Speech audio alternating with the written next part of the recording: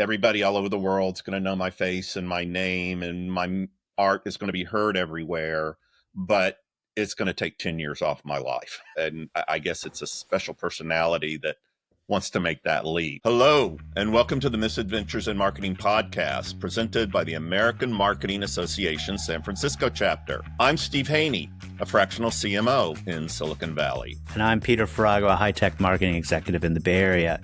Each week, Steve and I come together to talk about all things in high-tech marketing. We share our own experiences running marketing teams with a special focus on technology startups, our successes, our failures, what worked, and what didn't. We also invite our CMO friends and other marketing colleagues onto the show every once in a while, and hopefully impart some wisdom along the way.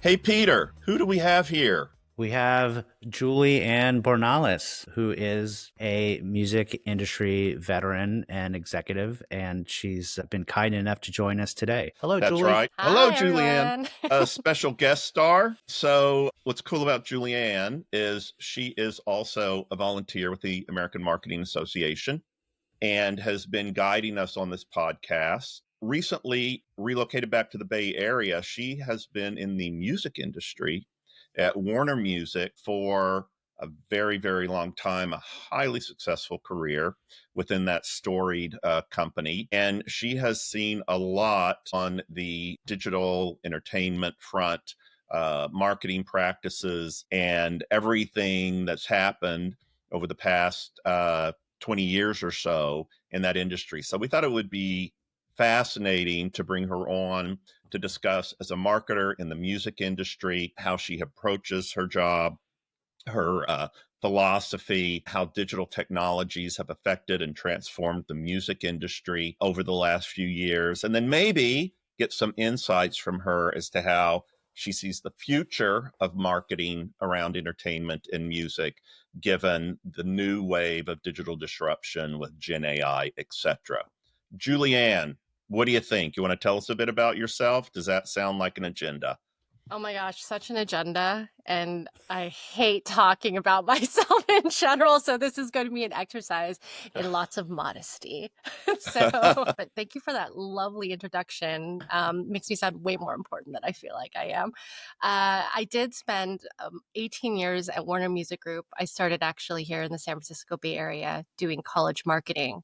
So back in the day, I was still actually creating physical retail marketing pieces physically, like going into stores and creating things, which I'm so glad we don't have to do a lot of those things now. But I was working a lot with like radio and with promotions down in the universities up and down the Bay before I went ahead and I moved over to the New York offices and started my career in sales before I moved into marketing communications. And then I was in creative and design for a while and worked with a whole bunch of very talented designers, and then ended my career, as you were saying before, in podcasting, and then worked in the fast TV and OTT space, so in the digital space over at Warner Music Group. So a plethora of opinions on all sorts of things, starting from the physical turn.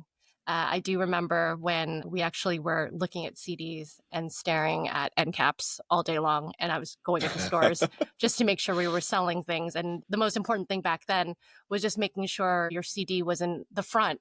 And I would run into other sales reps from other companies who would move CDs around so that they could have their products in the front. And so going from that into something where the industry went with Napster and that whole idea of the disruption there, and then moving into Apple Store. And I loved my iPod, by the way. I'm really sad that it's gone. I know why it became obsolete, but I loved it. Peter and I have a little bit of that experience as well, because we were both in the video game industry early in our careers. So we did the whole consumer package, good things, and also had to deal with end caps and deals with the retailers and what is it called? The co-marketing funds, all the MDF stuff.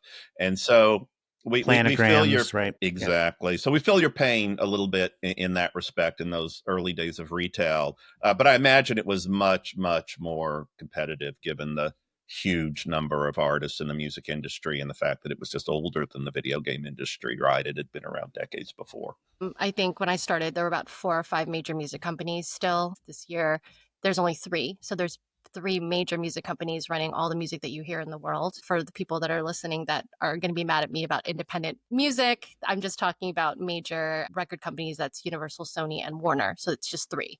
And they've consolidated the music industry in such a way that I think that, yeah, you definitely see a little bit of the disruption. I remember, as I said before, competing with sales reps, going into stores for displays, like just displays to go ahead and showcase artists. And so I think in a lot of ways, you're seeing a change in that aspect because we're not gatekeeping as much with the way the digital space moves.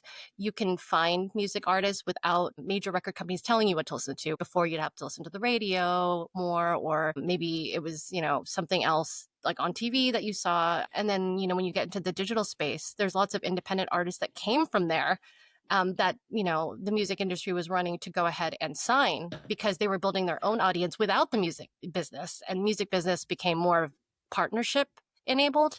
Then I'm going to go ahead and take and pluck an obscure person from the street and make them the next big Right. thing.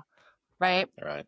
Yeah, what strikes me as a through line, though, is discoverability. We talk about discovery a lot in marketing and digital marketing as well. You still have a supply and demand issue where you have a lot of music content being created and you're trying to get the attention of the audience. And you used to be able to control the channels better, whether it's getting radio play for a new single, whether it's having a large merchandising display at a retailer like a Tower Records, or getting the band to go there and sign things, or whatever it is to promote it and get your music better known than another competitor's music, easier to find and purchase. So we still have that problem, right? It's like getting your artist in front of the right audience. The distribution has changed. How have you seen it change from your days of a lot of store checks and merchandising checks and it sounds like liaising to radio stations, big radio stations, I'm sure in LA, K-Rock and those to get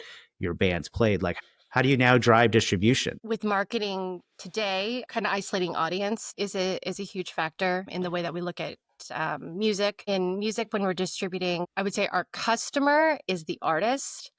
That's how we look at it. And then the consumer is the audience that we're reaching out to. So you're trying to figure out how to get your customer, which is the artist, and put them out into the world. Before, exactly what you were saying, you were looking at the traditional models. You're going to get on TV. SNL was a big thing. If you get your artist on SNL or on the Super Bowl or on CBS Sunday morning, it was going to give you a sales lift over the weekend, and you would have to prepare by having physical product. Nowadays, it's something viral. It could be a 10-second clip of an artist singing in the street, and then all of a sudden that artist is going to sell lots and lots and lots of records. Now you're not just focusing on a physical product, which is the music, but you're also thinking about the artist as a brand and thinking about the ways in which the artist can reach consumers. So is through touring? Is it through merchandising? Is it reaching through websites? Is it through social media? The term that they throw around a lot is a 360 deal. And we're going to find out all the different ways in which the audience will find you.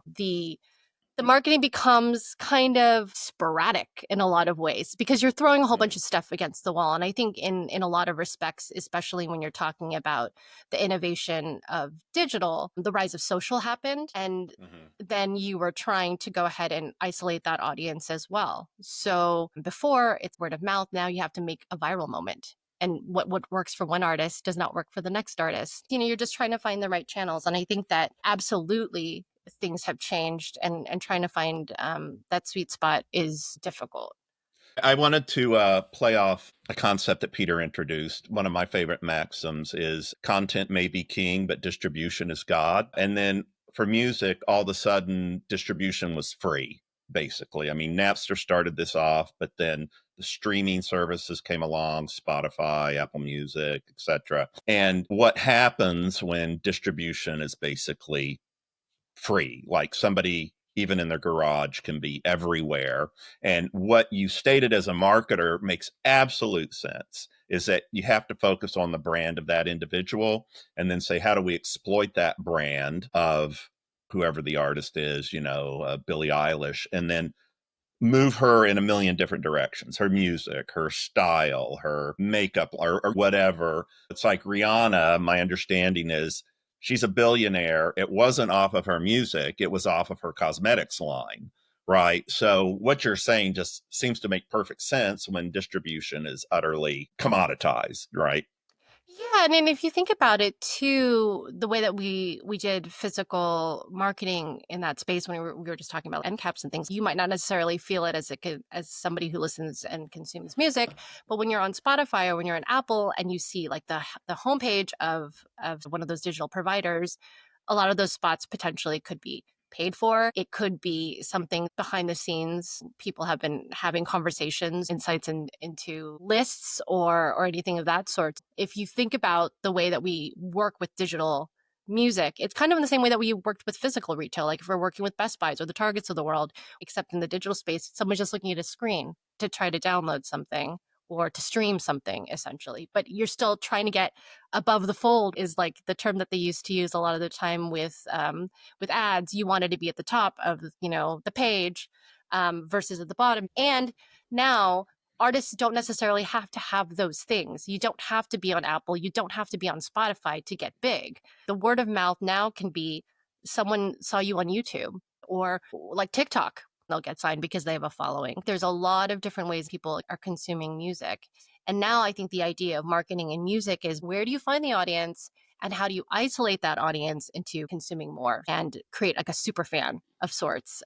So I'm curious, in your career, what were some of your like landmark shifts, learnings, where it really formed how you view marketing music? There was a track by the Lumineers a few years ago. It got huge because they were on a late night talk show. And off the top of my head, I want to say it could have been Jimmy Fallon, and people were discovering that music. We still were working with physical retail long into what's going on now with digital because there's still a lot of people buying physical product. Now it's vinyl because it's trendy and people are realizing the audio quality is excellent on vinyl. We had one guy in our company who his whole job was to sell vinyl.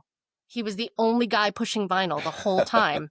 And, we all were like, I don't know about this, but he really believed in it. And he'd be the one standing up in the room going, we went up again, year over year sales are now 125%, while everything else is plummeting on the other side and like digital's still catching up. But we're selling all this stuff here. And that's because, people are discovering things. And how are they discovering them? Well, they're connecting the dots this way. And Lumineers is a great example because they had a vinyl and they were like going in store signings. Like those are the kinds of stuff that we stopped really pushing, right? Because, you're going to physical space. We're going to go ahead and do like in-store signings. You had sales reps on the ground still that were doing record store day and trying to get people on buses, physically taking them to stores around New York City, around Chicago, to go ahead and buy things, or a band would drop by just to say hello. And these are the kinds of things that you think we left behind with the digital space, but it's still really important. I mean, even today, there's a band, All American Rejects, they're doing house parties. They're going around and they're touring, and instead of stopping into arenas, they're like, we're going back to where the people are because they Yeah. don't do that anymore. Like, how do you Yeah, the start? human connection is still so important. So what I find fascinating about what you're saying, uh, as marketers or business people, we learn about the 4 Ps, right? Product, price, place, promotion. And when I hear you talking about discovering a talent, that's like the product. And then there's still the price, place, and promotion, meaning the marketing and business guys having to come in and take that. And it kind of reminds me what Peter and I do in terms of an early stage tech startup. This is actually what Peter's doing right now. I mean, he's in a 10-person startup and there's a great product there. And he's working very hard to help build around the price, place, promotion piece, right? And it's interesting how any marketing discipline, there's still this notion of we found this jewel of a thing, but it's just the product. It's not the other parts of what make a business, what's going to make that artist successful. And the kinds of things you have to do around the other 3 Ps are very different than, say, what Peter and I do for an early stage startup with an interesting technology. It doesn't have what we call product market fit. We got to get it there such that it can succeed as a business and then as a company. And I just think it's really interesting how, as marketers, we all face the same challenge. It's just that the way we have to address our respective products that we deal with is, a different approach, a different tactic. And Peter said this wonderful thing 2 or 3 episodes ago. Marketing can't create demand, it can only accelerate demand, or something like that. I mean, it could be something, and this is the way I think that in a lot of ways, music and entertainment differentiate themselves. I always hate using this comparison because in real life, I think they hate being compared. But if I have a Michael Bublé and he's kind of like Josh Groban, they have the same audience, that's probably the same demographic that are listening to Josh Groban and Michael Bublé. So if Michael Bublé has a new album out, well, a few months ago, we marketed Josh Groban this way. We did radio, we did TV, we reached out to social media, we did this contest, whatever. And am I going to do the same thing that I did with Josh Groban that I did with Michael Bublé? And most of the time you would think, yeah, probably because the audience is the same. They probably will reach out to the same groups, but at the same time, no, they're completely different. And you might not think it musically speaking, but they appeal to this demographic. But maybe Michael Bublé also appeals to teenagers who discovered something random about him. He's the meme of him coming out at Christmas, which is the big famous meme that he despises. And that's not a state secret, by the way. He talked about on many different shows that he hates when Christmas comes out and someone shows him in the meme of him coming out of a cave and it's Bublé's season, right? He's come out of hibernation and he's now releasing his Christmas music, but there's a huge audience. That's like the gift that keeps on giving. Michael Bublé released a Christmas record when I first started in music, in the music industry, almost 20 years ago. That album every year will hit top 10 because people are just finding out about it.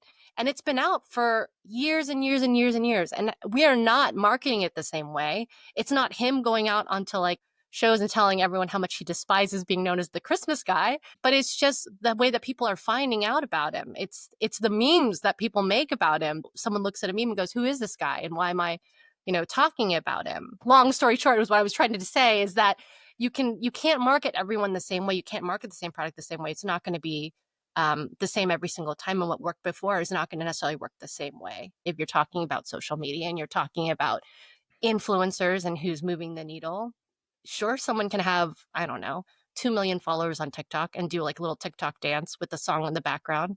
That might not necessarily sell records. It might not necessarily change anything. There was a song by Fleetwood Mac a bit ago that went viral on TikTok because it was a guy on a skateboard drinking ocean spray cranberry juice and he was listening to Dreams. Oh, I remember that. Yeah. To me, and I'm sure to you who probably know who Fleetwood Mac is, great rock band, by the way, absolutely fantastic rock band who were huge in a classic rock. Do modern day folks know who that is? Not necessarily, but because of this ocean spray commercial, that song went viral, and all of a sudden on the distribution side, we're scrambling to kind of figure out a way to get people, exactly what I was saying before, A to B. There's a song on TikTok, how do you get people who have never heard of this band before to know who this band is and to understand and discover that on streaming, on singles, radio or wherever you're trying to go ahead and get it from, because they're not going to know who that is. They just see a clip on the corner of their TikTok. And it's interesting to see how, especially with the music industry, when things like that started happening, people started changing the way that they decided they want to monetize. They were like, I want a bigger piece of that pie. I want to get licensing rights and changing the rights, because now you're getting people discovering music on TikTok, which was not the avenue for something like that. That's not a music sharing site. That wasn't what it was supposed to be for. And then now like a lot of revenue is coming from TikTok. This episode of Misadventures in Marketing is brought to you by the American Marketing Association, San Francisco. AMASF is a member-run organization that has been serving the Bay Area marketing community for over 80 years. Through programs, events, workshops, and discussions that introduce the latest trends and developments in the industry, to networking events that bring together the best marketing minds in the region, AMASF diligently works to foster professional learning and career advancement opportunities for all of its members. Joining is easy. To become a member of AMASF, go to amasf.org.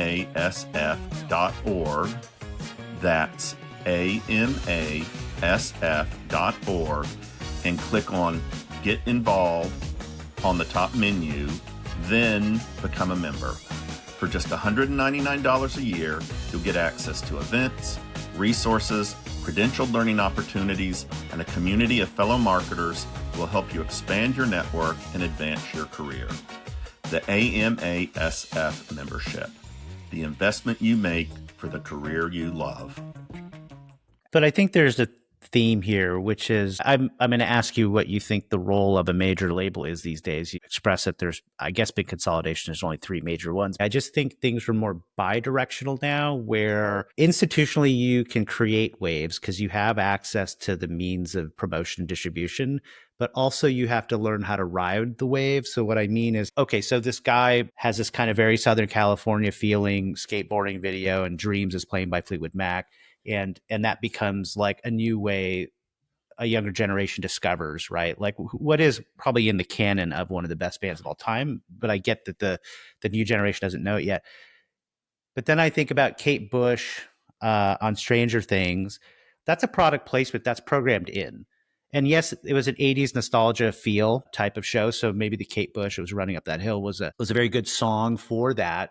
That, of course, reintroduced her to a new generation. It spiked her sales on streaming. Those are more manufactured because working with a major Hollywood production team and a studio making very expensive episodic series that happens to be streaming on Netflix. It's still the same budget to do that, right? That doesn't happen by accident. So you could be a viral hit and have a moment, but to be sustained, I think is much different. So if it's more bi-directional now, and sometimes you have to scramble to figure out something's popping on social because there's more direct consumer interaction with artists versus, hey, there's still a lot of planning and coordination and multimedia promotion that has to happen that's still very hard to get done and expensive and relationship based. How do you view like a Warner Music Group trying to work both sides of it and play a relevant role now? The idea of where you discover music definitely changes the conversation. I think music labels today are more of a partner to an artist. The best kind of partner for a music label is an artist who knows who they are, who has probably already built and sustained their own audience. And that could be through social media, could be through independently putting things on Spotify or YouTube. And they're working with a record label to expand their reach. Because you're thinking about a record label now as this conglomerate brand that can go ahead and bring you to places. It's that old, I'm really terrible with analogies, but it's the old analogy: if a tree falls in the forest, will you hear it? Because there's just so many trees, right? So the same thing idea with music. There's so much music out there. Everyone has like songs in Spotify, signed or not signed, if you're looking, and you can, digest all that in, music. Same thing with television and all, like, the shows that you can go ahead and find on free TV. And I think what a record company is still good for is that the major record label is still that machine that can get you into places that maybe you wouldn't have access to because they've had built relationships over time with digital providers or retail. I think distribution is still a very big part of music and where people can find it. And I think the gatekeepers are still the major record labels because they have so many people and eyeballs that they can go ahead and utilize for the work. And again, exactly what you were saying, you can have those moments. The Kate Bush moment that you referenced, that licensing deal was like 2 years in the making. I think her publishing deals with Warner Chappell, working with folks at Warner Chappell who are talking to the TV folks to try to get this on a show. And that's still something that's very relevant because you don't have the capacity as an independent music artist. The bodies, right? I guess you can compare it in a way to like a startup. When you start, maybe there's 1 or 5 or 10 people working. And then when you get larger, suddenly you have 100 people working or 500 people working. And I think that's still a testament for the major record label that they can go ahead and have the capacity for that. Well, one thing, if I could do a follow-up, one thing that I'm thinking about is maybe how, again, the tactics and the channels change, but the underlying strategy is the same. So when I was back at Electronic Arts, we had Def Jam Records come and talk to our marketing group, and they talked about kind of what I would describe as key opinion leader marketing, or finding a tastemaker, for sort of influencing virality. And so back then, I think it was cassettes or something, but they described it as the cool kid on the playground. And they would literally have people young adults who probably had nephews and nieces and little brothers, little sisters who were at school. They would try to break the artist to the coolest kid in the school. And that kid would get status in his or her neighborhood because these are the kids who have the newest kicks and they're tastemakers in their group, their milieu. And I wanted to say that word for some reason. And the idea was to get the single or the track in their hands and have it have some groundswell, right? Like some distribution, some attention. Now, if I fast forward, the comparison I wanted to make is take Spotify, where I think you need institutional muscle to deal with Spotify. Spotify doesn't have a cool kid on the playground anymore. They have an algorithm. So the algorithm is supposed to be your tastemaker, and it's backward looking and it's hard to break new acts to you. So you end up just listening to the same stuff you've listened to since high school usually. But my point is that there are a lot of merchandise categories that are like new in music, a little more breaking acts. And I can't help but think from a merchandising standpoint, those are sponsored. And that you are getting placement into those. You're trying to expose through the algorithm now, or at least through the merchandising of Spotify, you're trying to expose a new artist or a new single from an existing artist to that audience. And I'm assuming there's slotting fees for that. I'm assuming there might be margin exchanges. Like I'm going to, I'll give you a higher margin on this for this week. But basically, Spotify is the channel that has access to the audience you want, and they have the ability to place certain songs in front of them and programmatically. So I'm sure there's payment for that. An artist can blow up and get hot for a while, have a little heat on them. But in order for you to have a sustained effort where your 300-person distribution team is working that. So, how do you compare, I guess, the analog cool kid on the playground to influencing the algorithm and having access to different people in the audience, or still trying to get to that audience you care about, matching the music or the product to the target audience? I mean, the cool kid on the playground these days, I would compare that to social media and influencers. And the biggest thing a lot of people look for too when you're marketing in music and we talk about audience is, is this song going to work with folks that are influencers? And it could be a paid thing where you're giving an influencer, hey, here's a track. Can you do something with this? Or it could be like, I'm just going to slide this to you so you can listen to it. What you do with it is up to you. But if you like it, please tell your audience about it. So those are the two different ways that you can kind of get in with social media. But certainly we're still doing that same thing. We're still handing a mixtape to some kid. And I think that you're still looking for that. I'm going to take it back in a few steps. I will say that just because you have 1 million followers or 5 million followers on TikTok or Instagram does not necessarily mean that you are going to get all 5 million of your followers to listen to a song or to download a song. It's kind of like here's my bad analogies again, just like old school phone marketing. You pick up the phone, no one's going to answer, but maybe I'll get one person and that one person will be like my check mark for the day. I've got this one person who's going to buy something. The same can be said with social media. You've got an audience of 1 million. Are they actually 1 million people that will do everything you say? Not necessarily, but it's the way that you're marketing for music is I just want to get as many people to potentially hear this or see this. The conversion rate is not necessarily what's going to matter because you're just trying to get them out into the world. The conversion rate happens later. It's where you try to connect dots, like I was saying before. Oh, I heard it on a TikToker's, dance video. Now I'm going to look it up on YouTube and look up the lyrics. I don't even know what the song is. I'm just going to look up the lyrics and, hopefully SEO has been optimized for your YouTube and that you've put all your hashtags correctly. And so that when someone puts, the lyrics into something, it's going to populate your music video. Share of music video cuts from the music videos are being shared by the artist, by their label, by the publisher. So when you listen to music on YouTube, people are getting paid. You don't have to buy the song on Apple. I've got you on YouTube. If I don't find you on YouTube, you heard that song on TikTok. Every time you listen to the song on TikTok, you're still getting paid. The artist is still getting paid, and so is the record label. So you just need kind of like an earworm in your ear. So you're hearing something and you're trying to figure out what it is, and you want to go ahead and find that out somewhere else. Because there's lots of people that go into, I'm going to use this example, Target, and they see a Guns N' Roses t-shirt in a front section somewhere. They have no idea who Guns N' Roses are, but they like the design on the shirt. So I'm going to buy this Guns N' Roses shirt. Yeah, the artwork. Yeah. Yeah. Does it necessarily, and then this is where you can dilute it and people in music will get mad at me. Of course, we want everyone to know who Guns N' Roses are.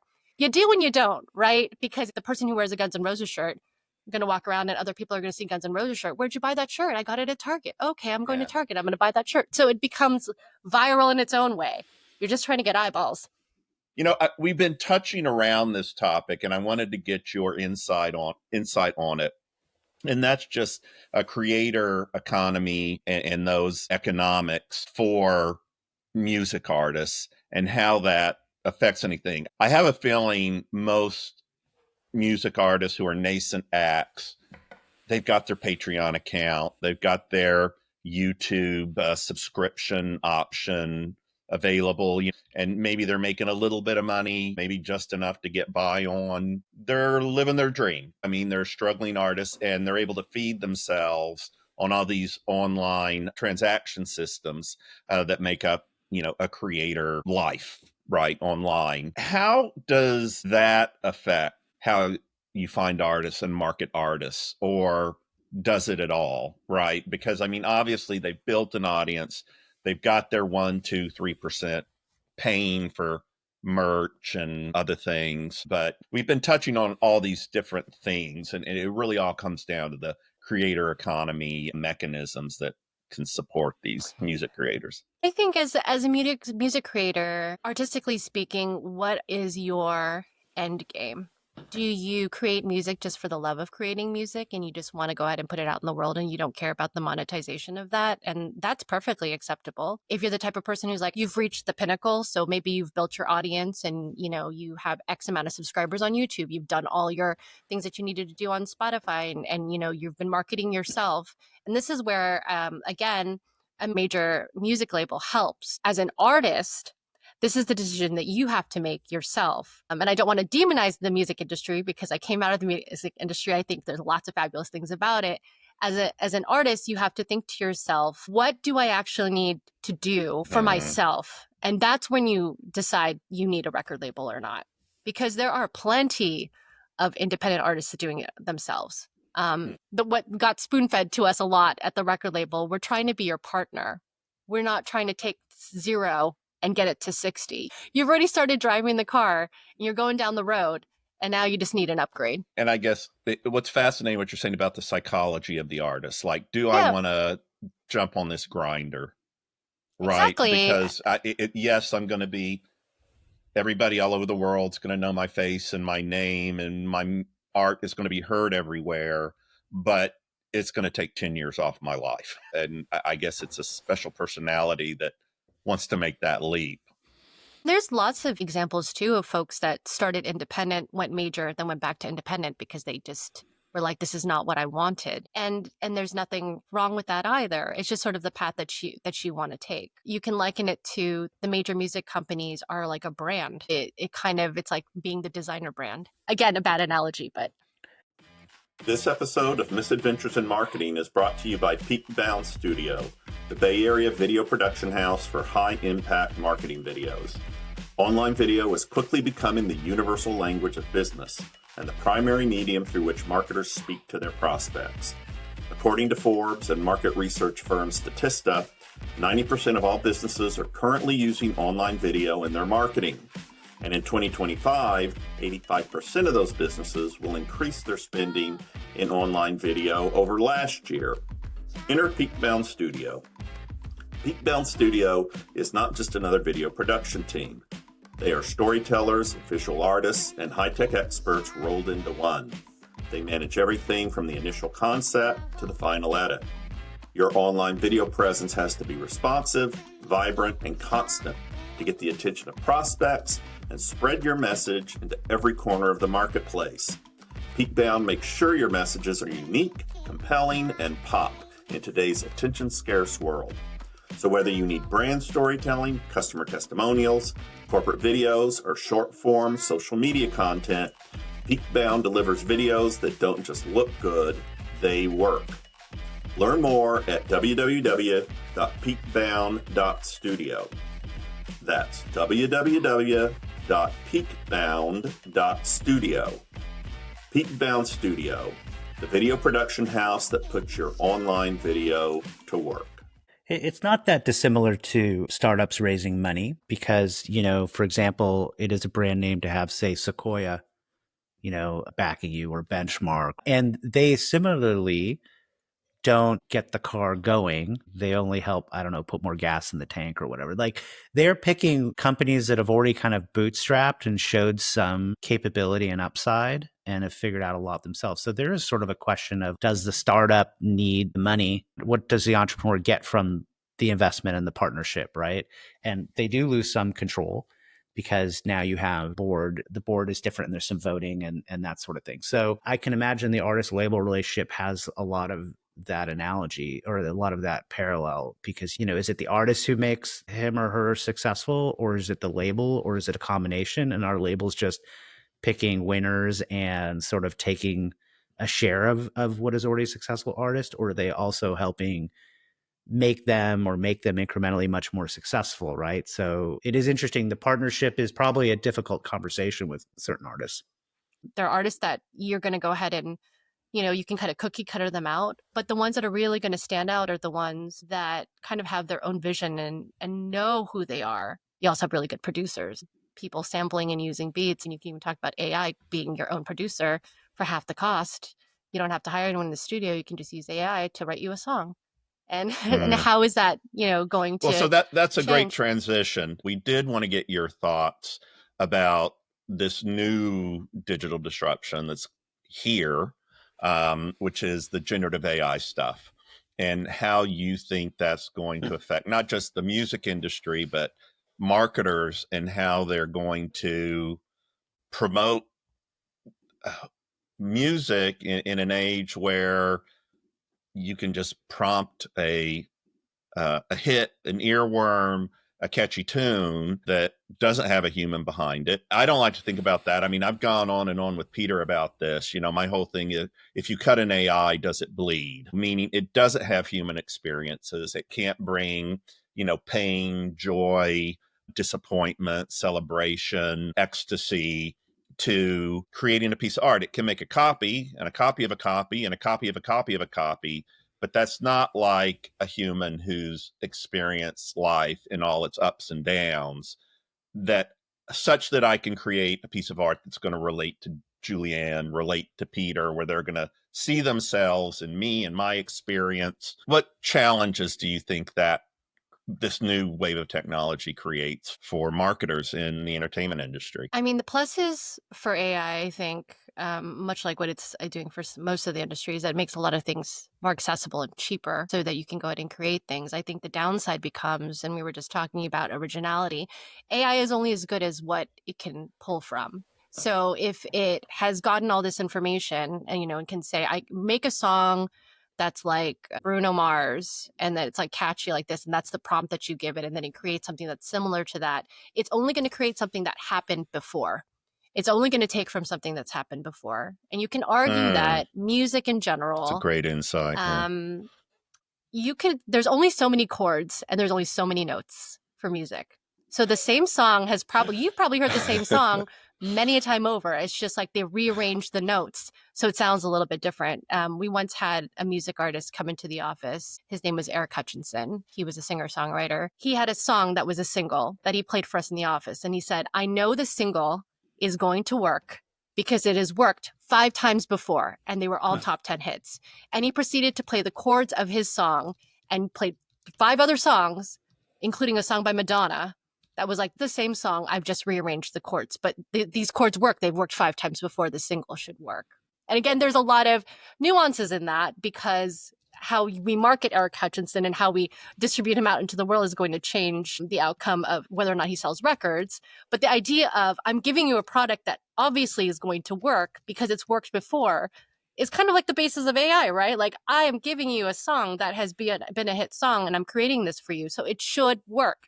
What is the difference? And the difference is going to be the artist that's coming out. People instinctively identify with artists, kind of not just on a musical level. If you talk about the boy band craze or the pop craze of those bands that got created, why do those things work in general?